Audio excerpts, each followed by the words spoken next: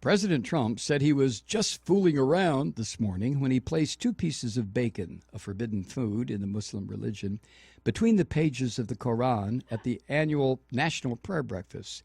The action instantly provoked a crisis that threatens to plunge the world into Armageddon. The president told reporters, everything has to be so fucking PC. Nobody's allowed to have fun anymore. The bacon needed blotting, okay? It was greasy. The Washington Hilton kitchen probably has a Mexican chef. Video of the desecration, in which the president slammed Islam's holiest book shut on the strips of pork while making snorting pig noises, went viral seconds after he tweeted it, and ISIS leaders issued a statement declaring it an act of war, quote, that will be swiftly and violently avenged. The president responded to this threat forcefully. You know what these people are? They're low-energy losers who make Jeb Bush look like a human tornado. They're pussies. I take seriously the threats of people who aren't pussies. Despite his having offended dozens of nations and brought the U.S. to the brink of war during his first 2 weeks in office, the latest polls show that the 35% of the electorate that voted for Trump over Hillary Clinton and Marco Rubio almost 3 months ago continues to support him unwaveringly. Cincinnati bus driver Gregory Johnson said, I just love the way he doesn't take shit from anyone. Obama was a shit taker. Donald Trump does not take any shit. He gives shit. That's the difference.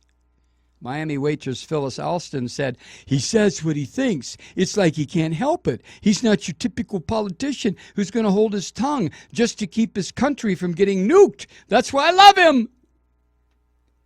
The president scoffed at the notion that he had placed in dire peril the citizens he so recently took an oath to protect.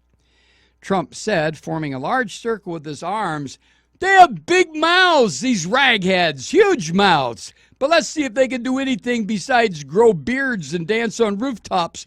I'm betting they can't.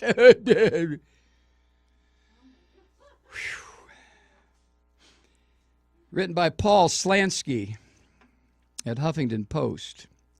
Slansky's blog. That's funny. Trump said he was just fooling around when he placed 2 pieces of bacon between the pages of the Quran and slammed it shut. Jesus Christ. Hi,